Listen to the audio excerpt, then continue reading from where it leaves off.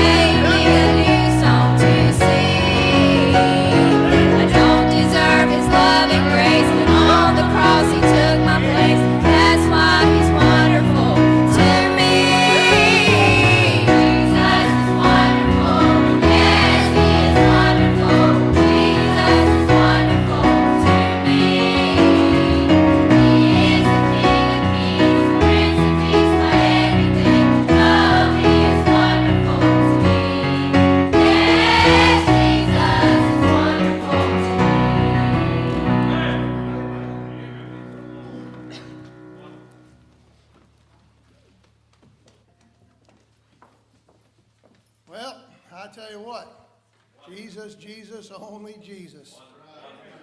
Wonderful. Well, welcome to the greatest place in the whole wide world this Sunday night. Hope you've been praying for your preacher. Amen. Praise God for that. Please continue to do that through the week. Miss Hansel and Peggy have requested prayer for their great-granddaughter, Keegan Henson, who is currently in the hospital with an infection. So please pray for Keegan that the Lord will heal that little child. Be praying for Hansel as well. Okay. Preacher was saying that Jean Lida is in the hospital, so pray for Jean. And I'm looking forward to Jean coming back to church. Looking forward to seeing that. And so pray that the Lord will take care of Jean as well. Vacation Bible School is coming next Monday, the 17th through the 21st. Regular services on the 19th. That Wednesday, if you can help with prizes, see Fran about that. Also, your newspapers and 16-ounce drink bottles go to Miss Jonah. Don't forget, all right, this is imperative that everybody start saving their pennies for the boys' team. All right, so don't forget that. If I'm not doing anything else, I'm inciting anger in the ladies, and they'll really be saving. But anyway, it'll be a good time. Save your pennies for the penny offering. The Bible, here it is. Don't forget this genuine leather tab. 100 anniversary Old Schofield Study Bible. Very nice Bible. The winner gets this. Who's the winner? The one that brings the most visitors to Vacation Bible School, and you will get your name imprinted on the cover, okay? Great prize, so don't forget that. Be working for that. And don't forget the VBS flyers on the tables. Take those out as well. And let's see, drop-in baby shower for Logan Roman, Saturday the 29th, 5:30 to 6:30. Babies R Us and Target. And I think that's about it for announcements. If you're a visitor with us, thank the Lord for you being here at Calvary Hill. I don't see any first-time visitors, but if I've looked over you, missed you, you've been given a visitor's card. Please fill that out and put it in the plate as it passes by. We really would appreciate that. And at this time, we want to stand and shake hands and make sure everybody feels welcome.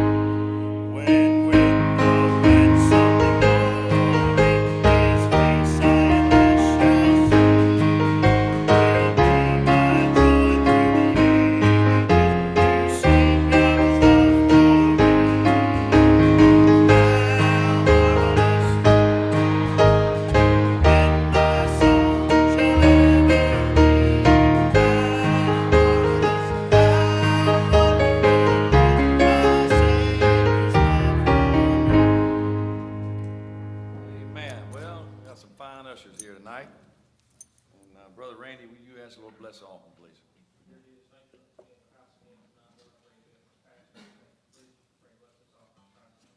Amen. Be seated, please. Children's Mission offering.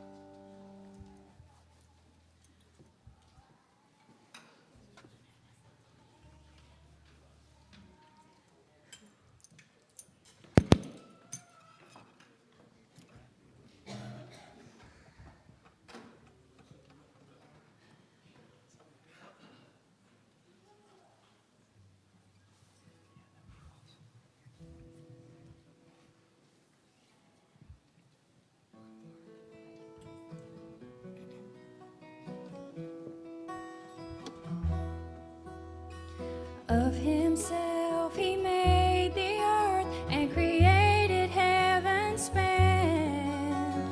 Through himself he breathed life into a man. To himself he will bring praise as all creation sings. For of him, through him, to him are all things. Of him I was made, through him I am saved. To him I will go, for strength to face the foe. I know that I can trust in him, whate'er a trial brings. For of him, through him, to him are all things.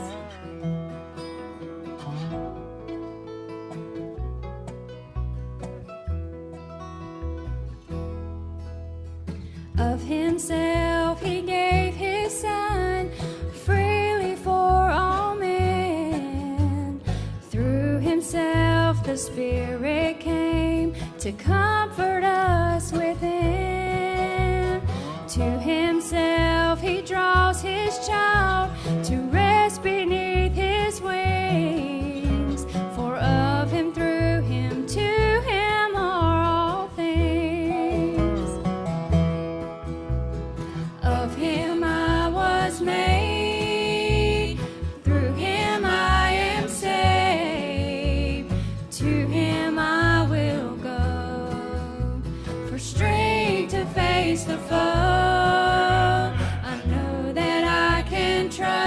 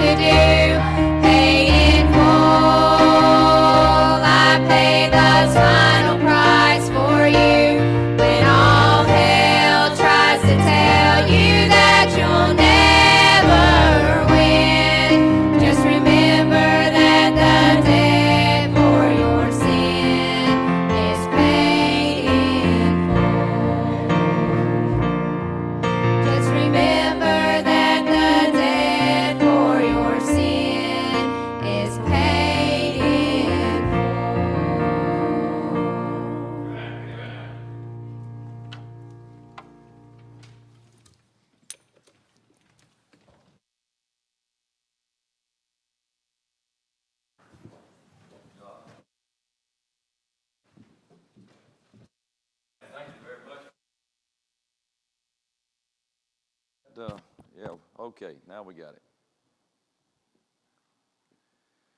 I went today to see Brother Lyda. He's supposed to go home tomorrow. He said he watched this morning's sermon, and he liked it. It got a little bit hot in here, and he said, I like it like that. I said, amen. Then I left there and went to Pizza Hut and got me a large cheese and bacon stuffed crust pizza for tonight. And then I dropped over by Bilo and got me some vanilla bean bluebell ice cream. And I'm about 9:30 tonight, I'm going to be a hurting member. But I'll be a happy man, amen. We're in the book of Lamentation. This is the third sermon I've preached out of this particular verse. And I want to try to help you with this tonight. Now, you may think that I'm being unkind, but it's not the case at all. I'm just dealing with what we're facing in this country and have been facing for the last probably 60, 70 years. We have experienced a sexual revolution in the 60s, and we're now reaping the benefits of it now, and which has not benefit at all. But even before that, we got to a place where it is so with America, and it has trickled down into the church, where we no longer know what it's like to bear the yoke. He says in verse 27, it is good. That's something, if God says something good, we need to pay attention to it. It is good for a man or a woman, mankind is what he's talking about, that he bear the yoke in his youth. To bear a yoke means to endure hardness. We don't like hardness. We don't like hard places. We do everything in our power. Listen, we got more moves than Houdini in getting out of things. But 2 Timothy 2:3 says, therefore endure hardness as a good soldier of Jesus Christ. It means to stick things out when things get going hard. You don't look for an exit. You stay put. If God puts you there, you stay put. Most people start looking for a way out as soon as they get into trouble. They get married, and marriage again gets a little rocky. They look for an exit. Being comfortable is king in America. Bad working conditions. We don't like that. It's a bad environment, so we jump ship. But there's some people in this building that have stayed put in a bad environment. And matter of fact, they stood their ground, they stayed put, and God moved them. I started praying for Valerie. Don't give this CD away. I better be careful. You're getting ready to leave that place anyway, ain't you? You done? Okay, she worked with the devil.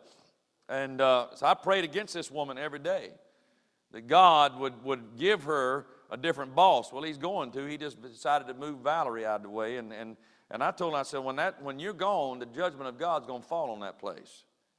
So when you get in a bad working environment, instead of submitting to the will of God, that is what a yoke means. It means you submit to the will of God. God sometimes will give you bad emotions. He will. He'll put you in a bad place, and he'll give you a dark time, and what we want to do is escape it. Jeremiah 31:18 says, as a bullock unaccustomed to the yoke, a willingness to endure hardness is doing the will of God. We look at a missionary who goes to a hard environment. He goes over in some South American country where they're living in huts, and he stays there and he builds a work there. And things get bad, things get tough, but he stays and he builds a work. But we don't expect us to do the same thing in our job place. Things get, I knew I wasn't going to get a whole lot of amens on this. That's all right. I'm giving you the truth, whether you like it or not. But we're soft. We are. The Bible says in Matthew 11:29, take my yoke upon you, which means that Jesus is yoked up. He's pulling a plow. Jesus he works. He labors. It means submission to the will of God, even if it means suffering to do it. See, we expect a missionary to go out here in the will of God to endure hardness, but not us. We get into a job place that we don't like, and we got a boss man we don't like, and the first thing we know, we start looking for greener pastures.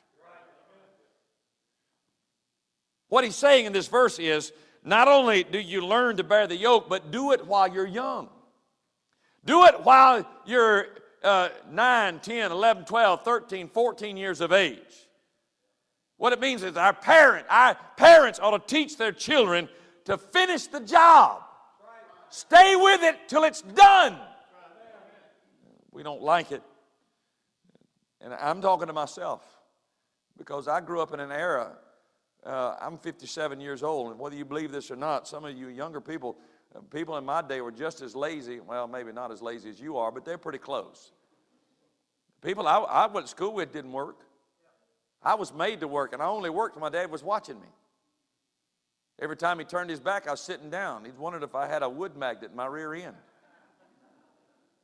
But children today, let me back up. I'm talking people from 60, 65 years old and younger are pampered in the society we're living in. Spoiled, rotten. They don't know what it means to endure hardness. I'm just telling you the fact. I've been in this town for 27 years. I've been pastoring a church for 32 years, and I'm telling you what I have found pastoring church, and it was so in my own life. So we allow our families, our children, Americans, we have been allowed to live to satisfy our own desires. To do what we want to do instead of doing the will of God. We're not really concerned about the will of God. When you go to find a mate for life, you don't marry because you fall in love. You marry because it's the will of God. Well, that takes all the romance. You can have romance in the will of God. You can have both. But the primary thing is the will of God. You take a job because it's the will of God. You don't take a job because your last job was a bad place to work. If that's your motive, then I've got something to tell you tonight. I'm going to give you 7 things tonight that you miss by not learning to bear the yoke. Number 1, you miss the will of God. Say, well, how's that possible? Here's what happens when you don't learn to bear the yoke. God puts you in a place, and you work and you labor there. And by the way, there's no such thing as a perfect workplace. They don't exist. Listen, I worked with people when I was in a workforce out there that complained all the time about their job. They moaned and groaned and bellyached over it. They didn't like it. And so they're always looking for greener pastures. So when God puts you in a place and the way gets hard and you get persecuted because you're a believer and you get in a place of anguish, you got a rotten boss, you never get a raise, the very first thing we do is look for an out. We're going to find a better job with more pay. Now, I'm not telling you that a better job with more pay is against the will of God. I'm just telling you that's not your motive for doing this. You move because it's the will of God, not because you're in a bad environment. I got news for you. God is not in the business of making things easy on you. And if you think He is, then you're badly mistaken. You don't know much about the Christian life. Now, I'm not telling you we'll walk around here like a mule eating briars. And I'm not saying that. I enjoyed the service this morning. I thoroughly enjoyed last Sunday morning. And when we have an all-night prayer meeting in the power of God, listen, there's joy unspeakable and full of glory. And while they were singing that song tonight, the reality of what they were saying came into my heart. And all I could do was say, thank you, Jesus. We pray for an open door when we get in these places, and God puts us here, and we want an easier place, and we pray for that, and doors open, and we leave where we are. Instead of God moving us, we're looking to get out. We want out. I'm tired of being under this pressure. It's quiet in the building. You know why? Because 99.9% of us live there.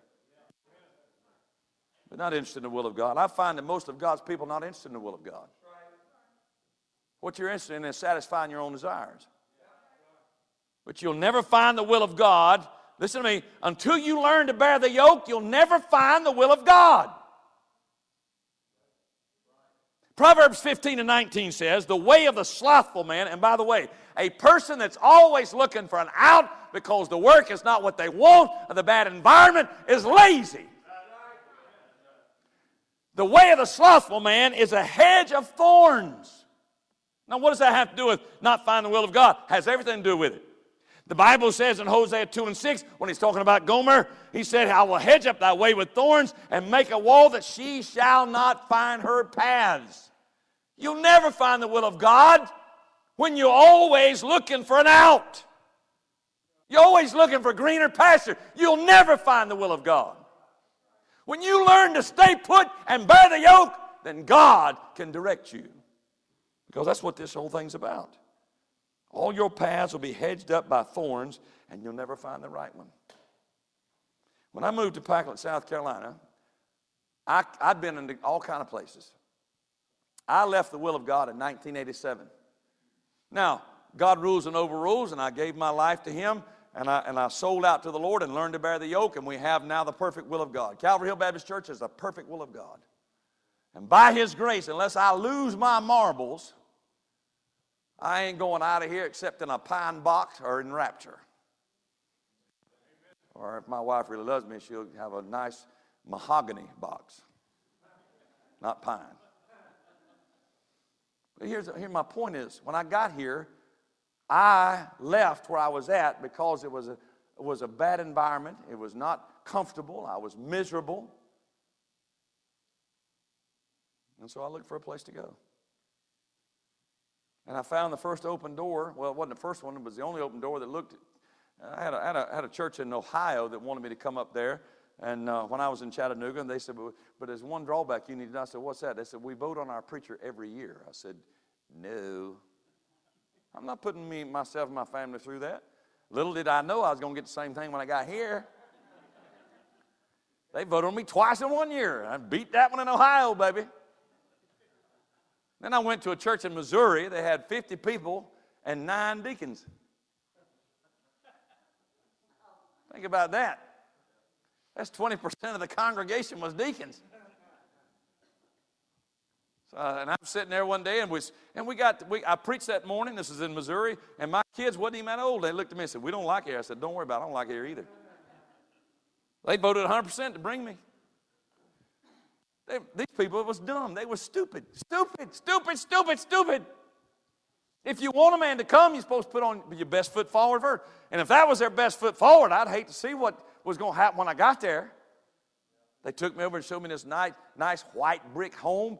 They said, well, you ain't tempting me with this. I'd rather live under a tree than to have to put up with 20% of the congregation being deacons. So anyway, went down to the basement, and we was going to have a dinner. Had a full basement in the church, going to have a dinner down there. And, and I went over there and sat down with my family at the table. They let me go first. Well, okay, we'll give them that. And then everybody went across. You asked my wife. They all went on the other end of the fellowship hall and sat over there, and me and my family sat by ourselves. You bunch of jackasses want me to come here? You are nuts. You don't treat these people like that. Well, so anyway, I get upstairs. They want to quiz the preacher, and they start asking me a bunch of questions. And one guy, and I've told you this, said, what's your wife going to do? He's an old busybody old man. And I said, what are you talking about? He said, your wife. I mean, we got you coming. I said, what's she going to do? I said, she's my wife and the mother of my children. That's all? He said, well, I think, and that guy kicked him under the table. I said, I know about this. And so he called me 2 weeks later in Chattanooga, the chairman of the deacon. He said, congratulations. I said, yeah, what for? He said, you're now the new pastor of, what was the name of it? Tipton Community Church or Baptist Church, Tipton Baptist Church or whatever it was, something like that. I said, really? He said, 100%. I said, I ain't coming. Huh? I said, I ain't coming. Sayonara, sucker. Hung the phone up. People nuts. But you know what I was doing when I got here? Looking for greener pastures. I was looking for an easier place. I came to First Baptist Church. I thought, man, I was badly mistaken. But you know what? I'm telling you this. Well, I've heard this 1,000 times. I know that, but I'm trying to give you an illustration here. I was always looking for greener pastures, but I couldn't find the will of God. The Lord ain't going to tell me. Listen, newsflash, I came to First Baptist Church out of the will of God.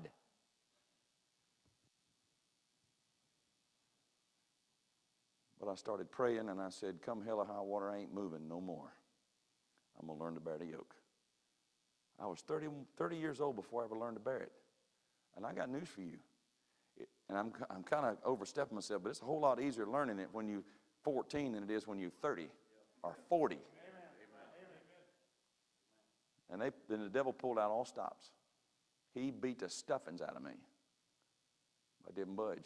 And you know what happened?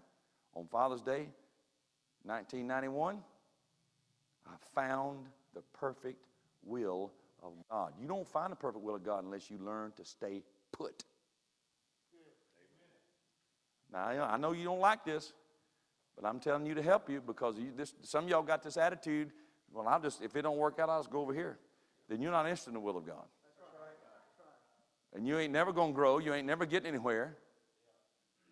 You can't, listen, if you find a job with all the work picked out, and that's what people are looking for. They want payday and sundown, and they don't care about no work. They don't care about working. They don't want to work. Work. What's that? Work. It's a 4-letter word. We don't allow 4-letter words in my house. Number 2, if you don't learn to bear the yoke, you miss bearing fruit. Yoke is an instrument of plow. It's what it's used for. It's to plow. You never get plowing done. And if you don't plow, you don't plant. And if you don't plant, there ain't no fruit. You can't put any seed in the ground until you get done plowing. No fruit's produced. Did you know this? And if you're not persistent, I'm talking about, the Bible says he gave him what he asked for, not because he's his friend, but because he wouldn't quit. You get prayers answered not because you have great faith, because you won't quit. And there's faith involved in that, and I understand that. People say, at least a little thing knock you down and you quit praying. Don't do that. Listen, you know what? God's going to keep putting this stuff on you till you learn to plow. And when you learn to stay put and pray, you know what the Bible says? He gave him what he wanted. And until you learn to plow, you can't get any fruit in prayer. You stay put. Plowing's hard, I know. But you know what? It ain't just for old folks. Notice what he said? In your youth. We too quick to get, we like the horse of my wife. We went horseback riding one time with the young people. Now, you see Fran on a horse. She likes dogs, but she don't like horses. Now, I grew up around them. I used to ride horses, and so we was out riding these horses, and she wanted the most broken down old nag that was gentle as could be because she didn't want to get bucked off, brushed off, and they will brush you off, by the way. Horses ain't dumb, and they outweigh you by hundreds of pounds. So my wife, she turned the horse loose and went to the barn. Well, that's what he didn't want to go. He didn't want to go riding. He didn't want to ride her around. He wanted to go to the barn. What are you talking? Don't be cutting on conversation while I'm preaching over here. Leave your mom alone. Shut your mouth. I'm doing the preaching. Y'all shut up. Be talking while I'm preaching. And if my story's wrong, tell me later. Don't tell each other.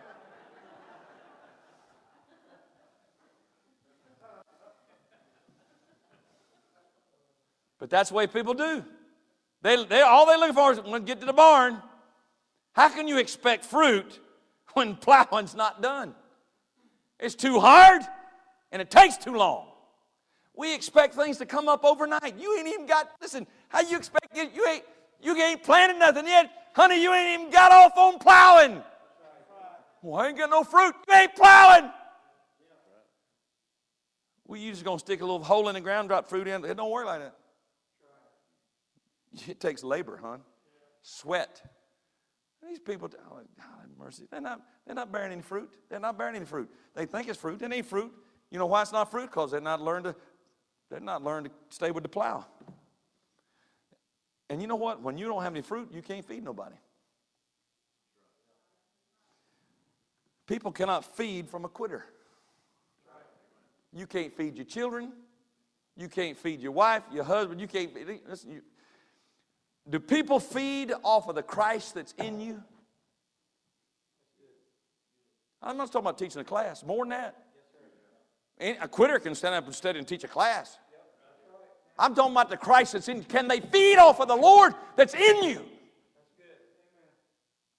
Meshach, Shadrach, and Abednego, Christ was seen in there with them. You know why? They learned to stay put in a furnace. They was walking around free. They wasn't bound. They could have come out, but they stayed. Your life will never feed anybody until you learn to endure. And it takes time, brother, time and hardship for Christ to be produced in a person's life. These people get called to preach. And I was called to preach when I was 22 years old. Knew I was going to be a preacher from the time I was 5. And then I went wild when I was 12, and I pushed that out of my mind. I said, I ain't doing that. What lost person who wants to live for the world wants to preach? You're nuts. I mean, that's far the same in my mind. My wife, she said, yeah, I said, I ain't being no preacher. I wasn't. I had no intention of it. I wasn't lying to her. I said, no, be a preacher. I ain't being a preacher. I come close to joining the Marine Corps. Sometimes I wonder what would have happened if I'd probably be dead by now. But, you know, but I had no intention of preaching. I had no idea what a plow was. My mom and dad are great parents. I love them. They love the Lord, and they love me. And I was disciplined in a lot of ways, but I didn't have to pull a plow. I was the baby of the family. Now, I worked in a garden, and all these things I've been telling you about, all that's true. But hardship, staying put, pulling that plow, I didn't learn that until I moved here. It's a whole lot easier learning that when you're 14. And you know, it ain't all mom and daddy's fault either. Parents, my mom and dad, listen, they made me work, but it was in my heart. I had no intention of pulling this thing. As soon as I get a chance, I'm out of here. And I did. I left home when I was 18 years old. You know why? I got tired. I'm tired of this. I ain't doing this. I'm chasing the world.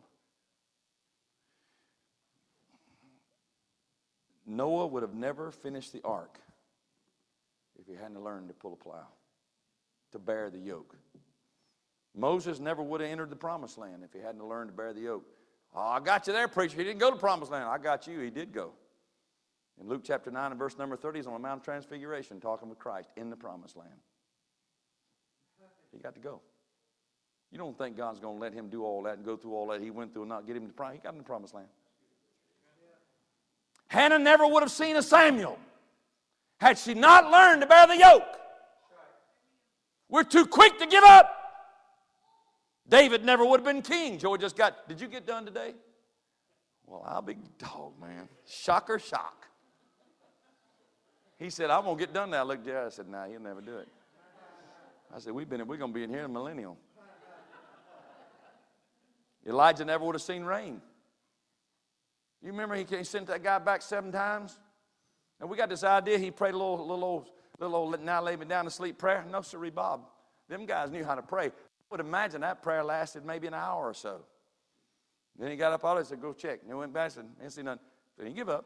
Prayed again. Maybe agonized for 2 hours, 3 hours. I don't know.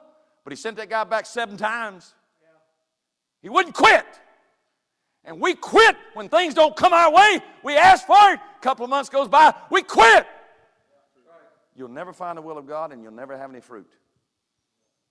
You don't get any fruit in prayer by quitting. Buddy, this is a long, arduous? Is that a word? I think it is. It is. This is long, arduous. This is tough. If you want to see some fruit, you're going to have to labor. And Americans don't like to labor.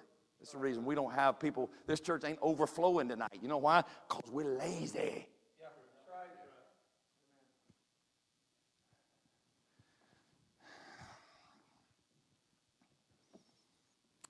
Number 3, your life will produce weeds. Look in the book of Hosea chapter 10.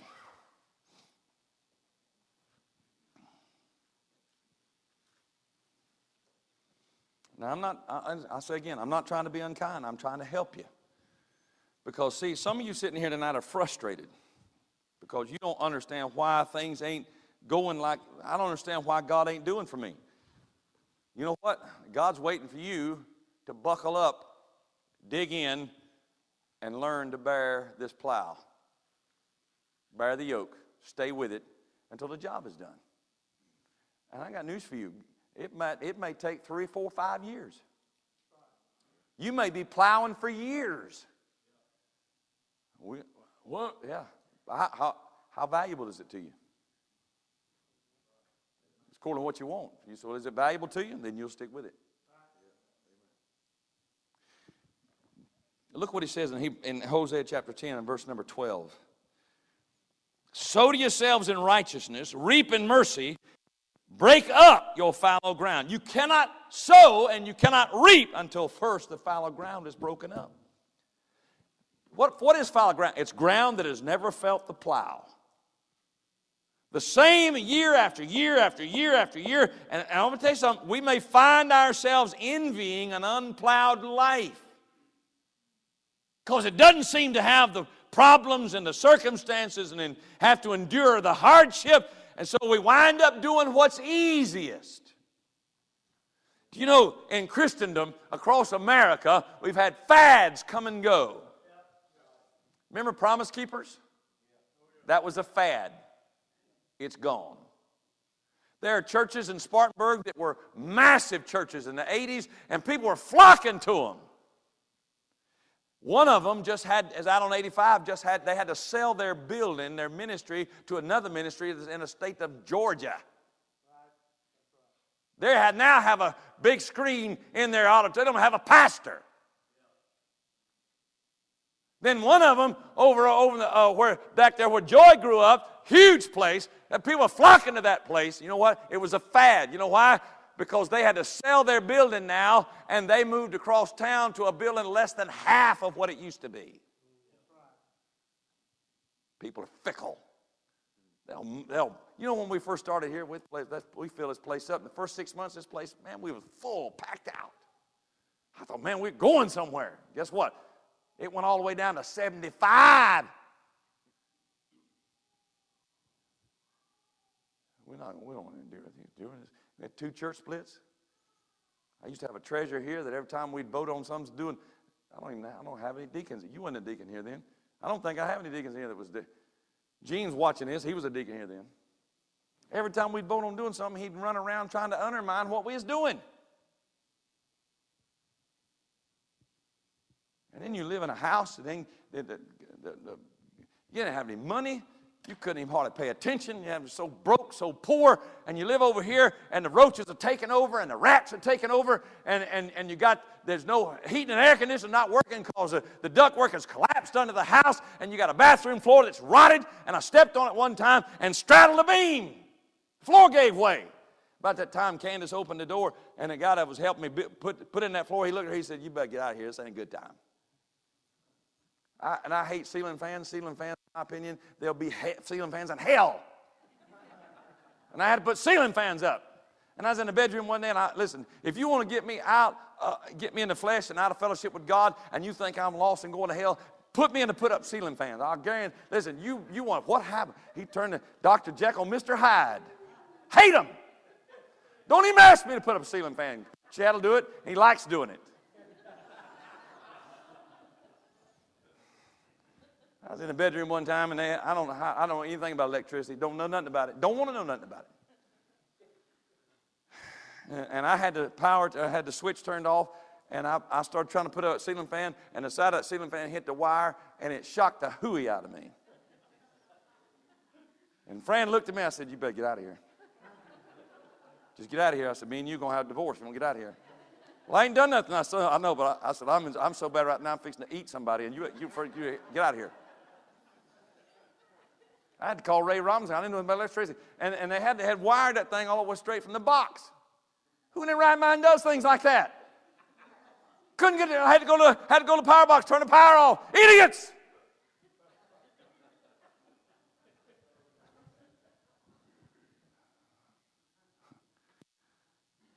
What are we talking about? Endure!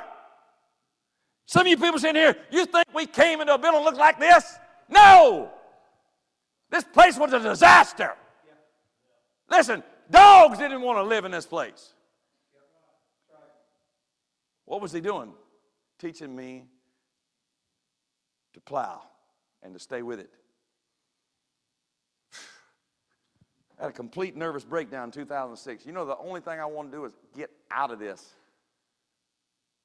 But he made me stay. What I'm telling you is hard. Hard?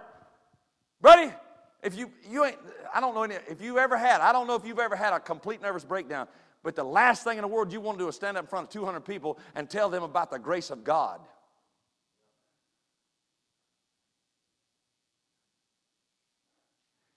You get voted out and the whole town turns against you. What are we talking about? I was being taught. I was in school. Still am, by the way. You don't ever get out. You never graduate. You never graduate. But you know what, God? You know what? All that plowing and all that sticking to it and all that beating, I got beat on. Beat on! You ever see that interview they did with Deacon Jones? They sacked the quarterback. He's the one that coined that phrase.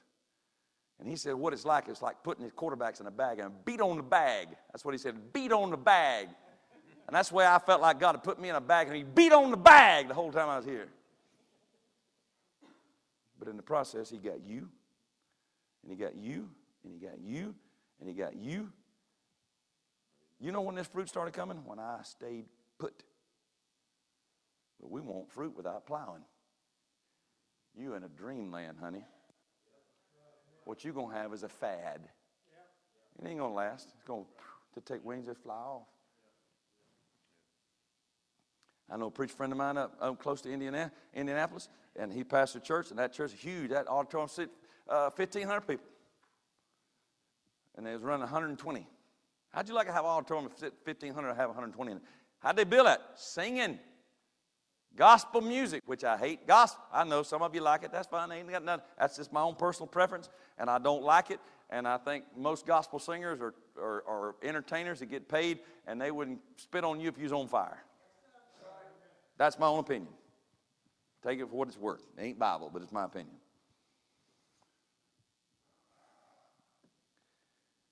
Fallow ground sees no miracle. Well, it's got no plow. There's no miracle of fruit. Nothing changes, same year after year. But you know what? Most people like that. That's what they want. They don't want nothing to change. They don't want no hardship. They don't want no problems. They don't want no depression. They don't want no anxiety. They don't want, they don't want none of that stuff. Turn to Hebrews chapter 6. I'm not telling you that you got to have anxiety and depression to have fruit. I ain't saying that. I'm just telling you if God decides to use that to plow your corn, then that's what he's going to do. He doesn't do that to everybody. But everybody, listen, if you're going to do it, if you're going to produce any fruit at all, be prepared, honey.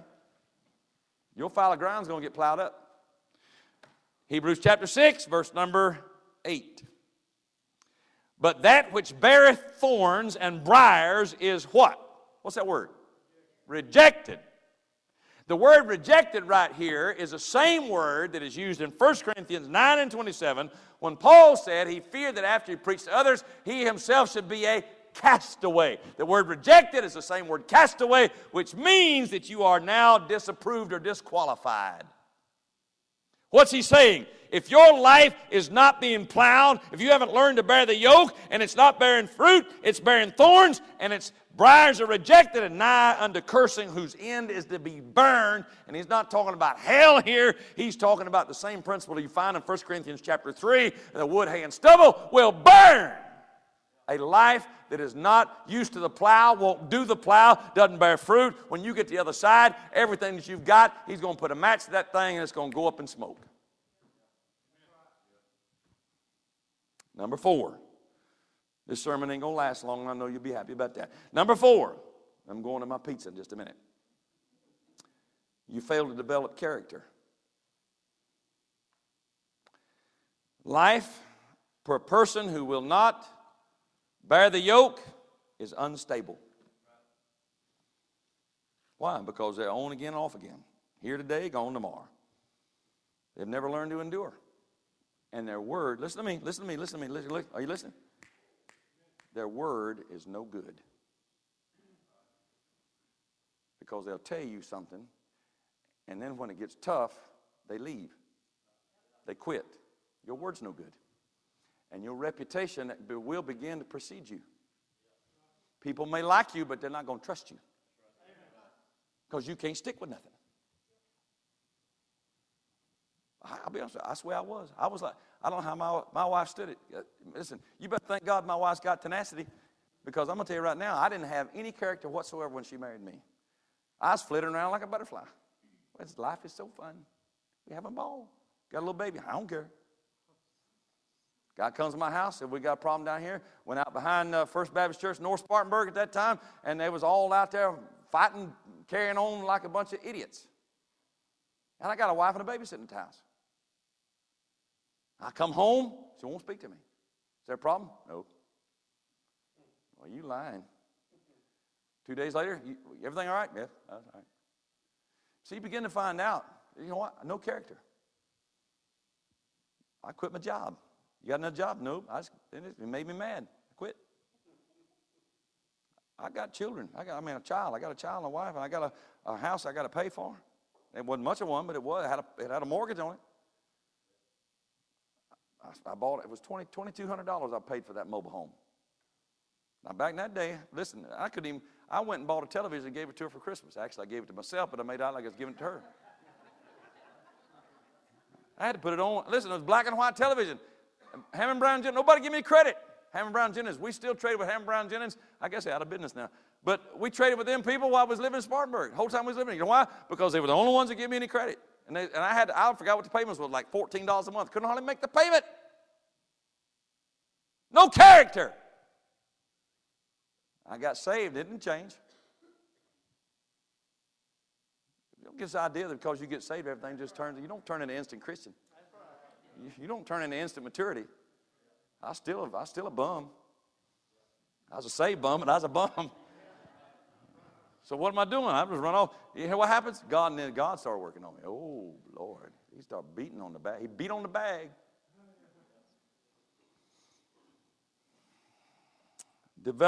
You develop a character that nobody trusts. You never learn to see things through. You don't finish what you start. And people, and I'll tell you what, you have a reputation now that you've developed. People don't respect you. Why? Because you won't push through. And then you know what you do? You turn into being a mama's boy.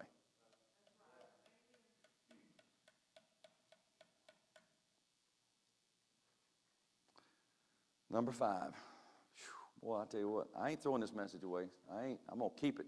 I'm going to preach it in 3 weeks. Just wait. Number 5, makes life harder when you get older if you don't learn to plow in your youth. Turn to Jeremiah 31. Y'all having fun? Amen. I'm going to sleep tonight. So I'm doing what I'm supposed to do. Jeremiah 31. That and Ambien, that helps me out a lot. Okay?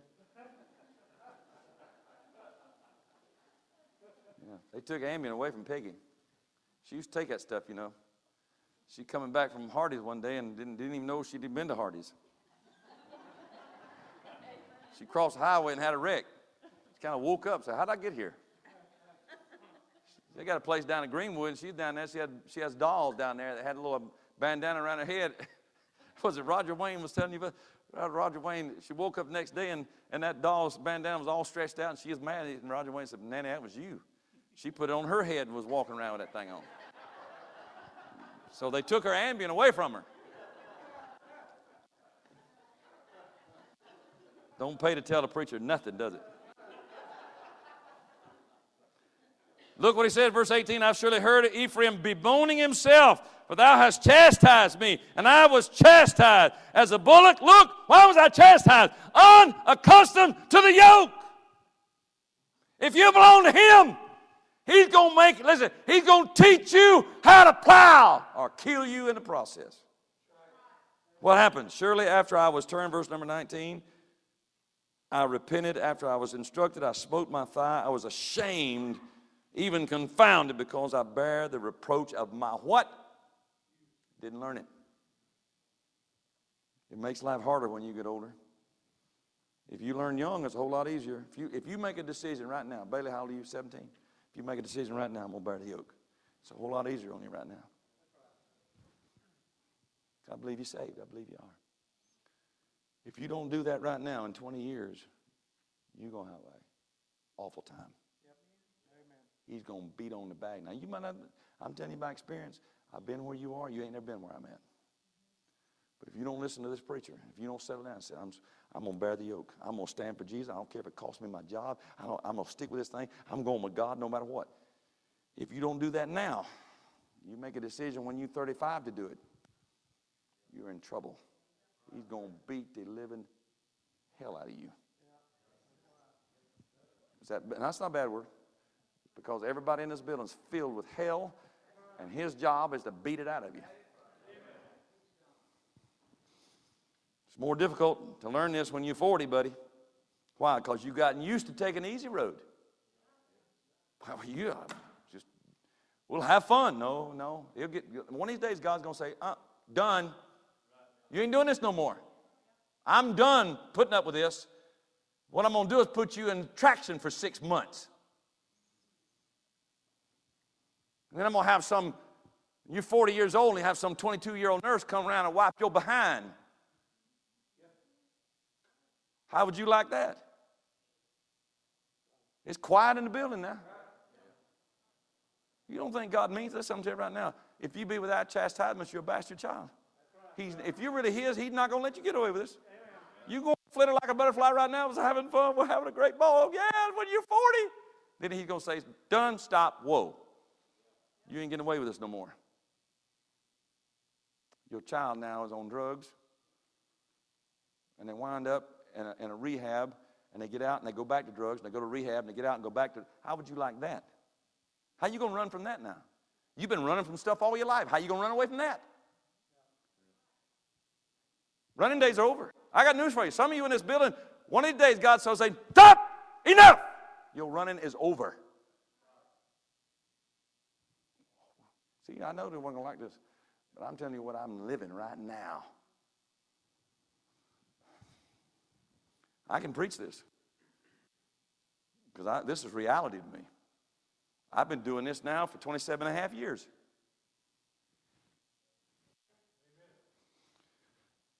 Number 6.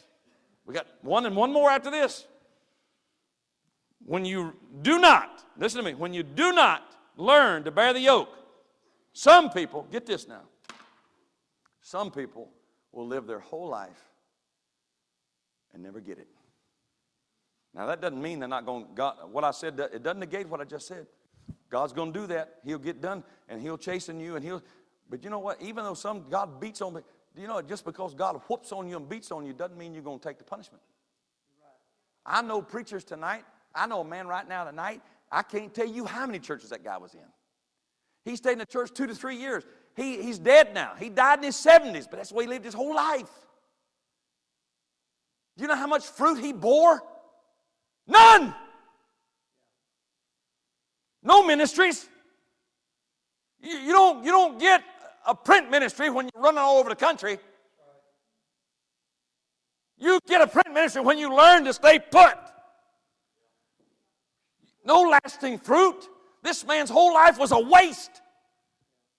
Wasted. In a church over here, in a church over there, in a church over here, in a church over there. Jerry Walsh, where are you at? How come you ain't sitting with your wife, man? What's the matter with you? Don't be talking back to me. You know what I'm talking about, that fella? He's in his church, every church. Listen, that guy supports you everywhere he goes. But he's in a church over here, and a church over here, and a church over here. You know, every time, Jerry calls it, he's gone now. Where's he at? Then he'll get over here and he'll go over here to Timbuktu and call Jerry. I got me another church. You know how many ministries that guy's built? None. None. Some people just don't learn. I know people are so full of pride. They're not, listen, they get in places where family has to take care of them, still not learning. Even I'm talking about in their 80s and still not learning. Most people refuse to change. Too hard. You know the old saying, can't teach an old dog new tricks. Unless the dog's willing. Matthew chapter 11, I'm done.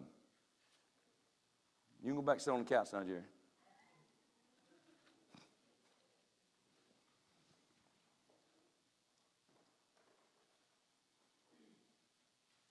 What I'm getting ready to give you, if you listen, if you don't learn to bear the yoke, this is the worst thing of all. Worst thing of all. Verse number 28. Come unto me, all that labor and heavy laden, and I'll give you rest. You know what that is? Salvation. That's being saved. Verse number 29 is not salvation. Verse 29 says you do something. Now that you're saved, now what do? You take. What do? You take my yoke. Oh, God. You what? Yeah, my yoke. Take my yoke upon you and do what? Unless you learn to bear the yoke, you will never learn of Christ. You know why? Because he's a worker. Hard work. I'm talking about sun up to sundown, sometimes all night. Worker. Lazy people don't learn of Christ. Just don't happen. When you're looking for an easy route, greener pastures, not much pain, you ain't going to know much about him at all. I'll tell you what, if that's your mind, you don't even know you're saved.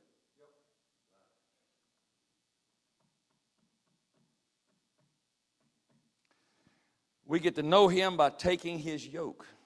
He's a worker, long hours. And you know what? Jesus never tried to skirt around a problem. Never tried to take an easy road. God, is this, yeah, this is by, everything I'm giving you tonight is biblical. It's against the grain. It is. It's against the mentality of America. You know what? God's people ought to be different. And it ain't easy coming back out of that environment, because we all grow up in it. Every one of us. We're all grown up into that stuff. I went to school with people that never look at a snake. One guy's daddy told him, he said, son, don't worry about getting a job. You're going to be working the rest of your life. His daddy paid for everything. And I used to think, boy, this guy's lucky. No, he wasn't too lucky. And I'm thankful. I'm thankful today that I live with a man that made me work. And I'll tell you the truth. He tried to instill character in me, but I didn't want it. All I want to do is have fun. I went by to see Eric one day, and I said, Eric, what? I was riding by, and the Lord told me to go back. I said, what's the number one thing you want out of life? He said, to live for Jesus. I said, try again. I said, that's a bunch of bull. Because I know people do what they want to do. He was sitting there playing video games when I got there. It's a grown man. How does a grown man play video games? Unless you're playing with your kids. Now, that's one thing. But if you just sit, listen, you got some bad wrong with you if you sit around and play video. If you're 30 years old and sit around and play video games, you need to check yourself in somewhere. The Bible says when I became a man, I put away childish things. Man, we used to live next door to a guy. That's what him and his wife did, sit around and play video games. Listen, this one was she was as lazy as dog manure. You ever see dog manure move? It don't. It just lays there. Everybody's heard that saying before. Jerry, you ever heard that before? Okay. You ask my wife the truth. Listen, this guy, she was sorry. She hired another woman to come and clean her house. And she sat and played video games. She needed somebody to whoop her every day. She needed to be married to Mike Tyson. Good night. And she left that man for another woman. Maybe another man. She did. She left him. I said, how do you leave a gravy train like that? You don't do nothing all day long and have a woman come clean your house, take care of your kids while you play video games? What will you leave that for? You nuts?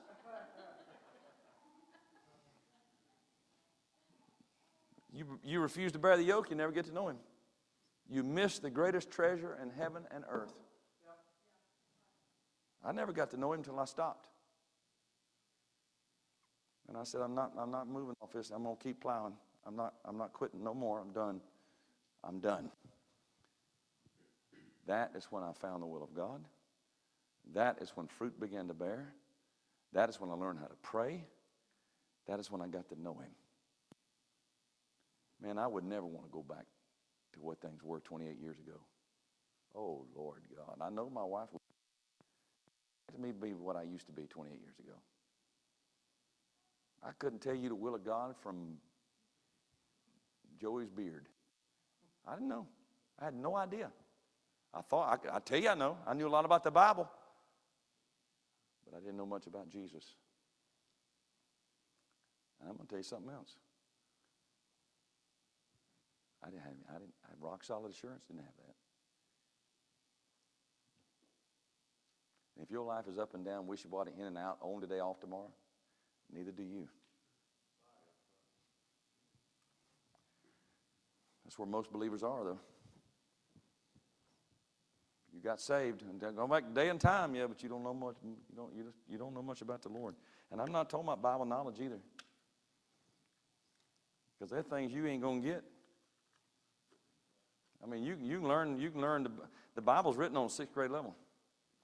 You can read the Bible and understand all the facts of Matthew, Mark, Luke, and John. You can memorize Matthew, Mark, Luke, and John. Memorize the whole thing, cover to cover, start to finish, and never learn Christ. Because that is the Holy Spirit's job that shows you this individual. And then you get to conversing with him. Then you get to see in his heart. And I am just now beginning to see the heart of God. And I'm pushing 60. Well, I'm done. And I know you may not say amen to this, but you are glad. And I have to tell you, I'm glad too. I don't enjoy beating on the bag. I don't. But it has to be done. It has to be done. Okay, Travis, we're going to have an invitation.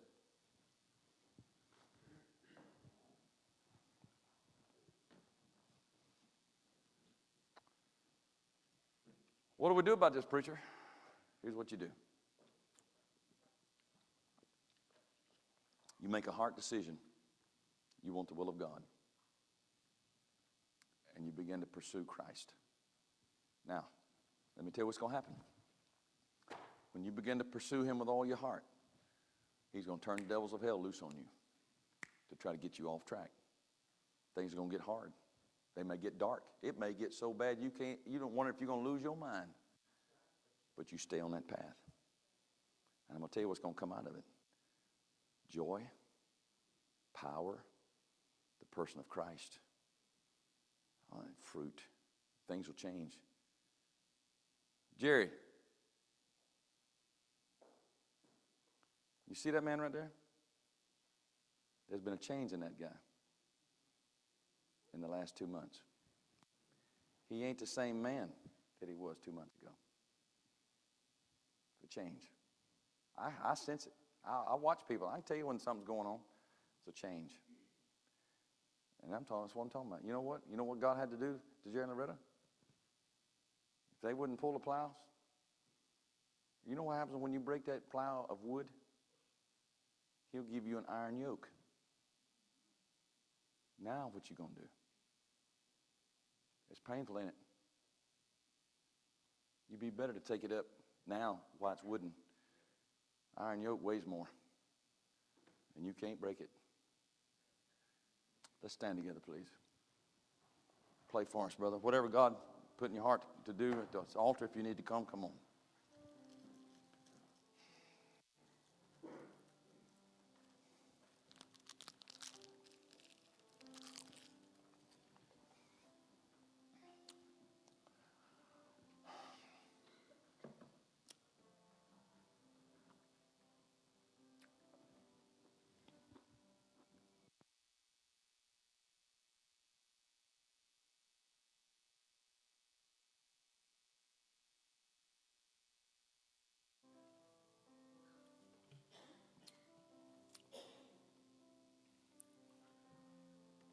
Church, I love you.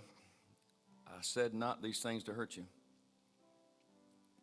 but I say these things to warn you, because it's coming. It's coming. If you're saved,